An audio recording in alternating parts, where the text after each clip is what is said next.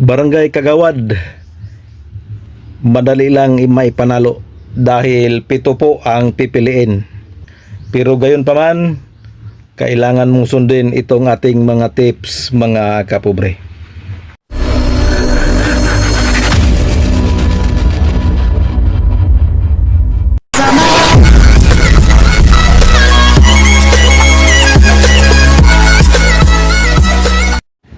Hello, welcome back muli sa ating munting channel, mga kapobre. Cap John Official. Araw ng Huwebes at pitsa 21 ng buwan ng Mayo, mga kapobre. Panibagong araw, panibagong biyaya, panibagong pag-asa, panibagong lakas.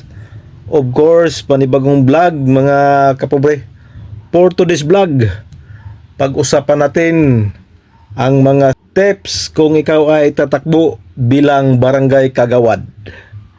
So kahapon ang ating napag-usapan ay yung kung ikaw ay tatakbo bilang Barangay Kapitan, kung ano ang dapat mong gawin. So natalakay na natin yan kahapon. Sa gustong malaman, balikan nyo lang yung ating upload kahapon. I-search nyo lang Cap John Official or pwede rin Pobreng Mapalad Vlog. So wag na nating patagalin to, mga kapobre.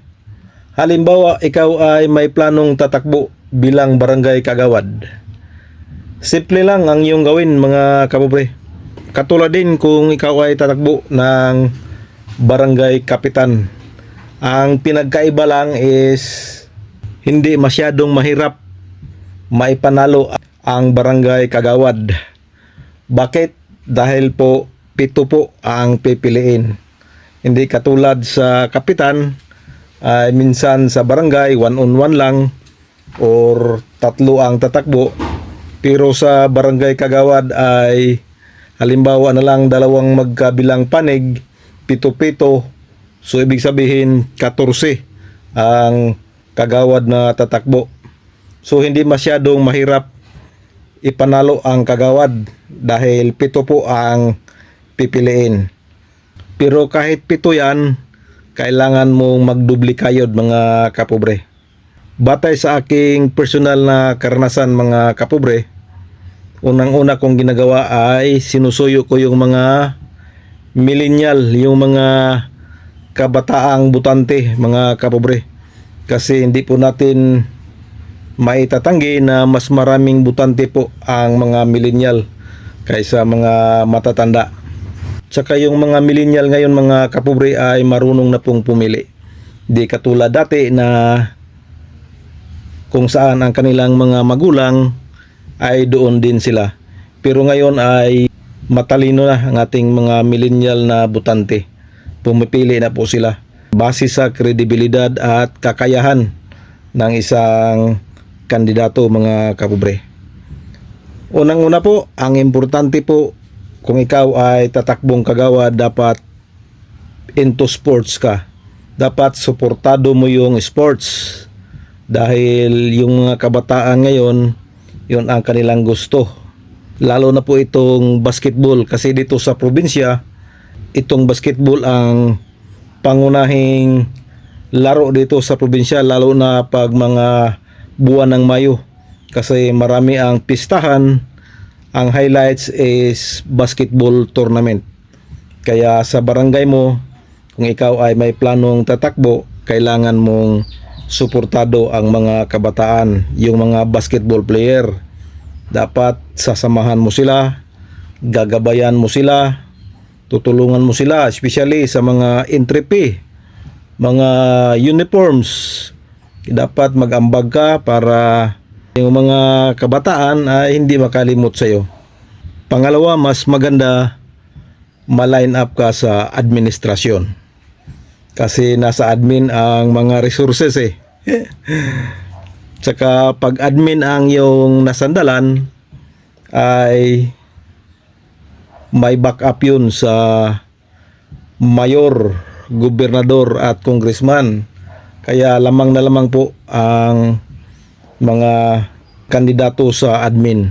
So kung ako sa iyo, mas mainam ma-line up ka sa admin na kandidato. Pero kung mayroon kang pira, kahit hindi ka na sasama sa grupo. Pwede ka nang mag-independente. Ang advantage lang pag independente ka ay pwede kang makapasok sa kabila, pwede ka rin papasok sa kabila. Sa makatuwid, kabilaan. Dahil independente ka eh.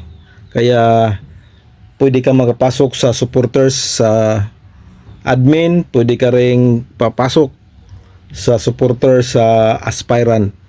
So yan lang ang advantage pag tatakbo ka bilang independente. Ang disadvantage naman solo mo ang gastos. Yun lang ang disadvantage. Solo mo ngayon ang gastos kasi ikaw lang. Kasi mag-isa ka lang. Di katulad pag nasa grupo ka ay hindi masyadong magastos dahil mag-chip in lang kayo eh. At bukod dyan, mayroon ding suporta dyan sa taas, sa malalaking politiko. Magbigayan sila ng pang-kampanya nyo. Kaya yun ang advantage din pag nasa grupo ka. Pangatlo mga kapobre, kung ikaw ay may balak na tatakbo ng kagawad ng barangay, kailangan mo nang ihanda yung iyong plataporma. Plataporma na alam mong kaya mong tuparin.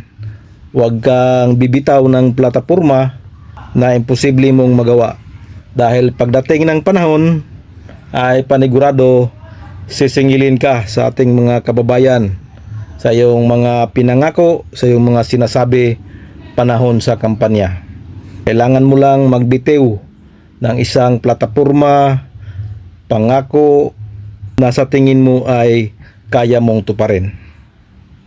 Para hindi ka magmukhang sinungaling pagdating ng panahon mga kapobre.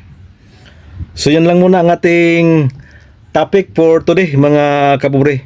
Abangan nyo, marami pa tayong i-share sa inyo na mga tips at mga gawin kung ikaw ay papasok sa politika sa barangay. So this is your Cap John Official. Please subscribe, paki-support, like and share. God bless us all mga kapobre.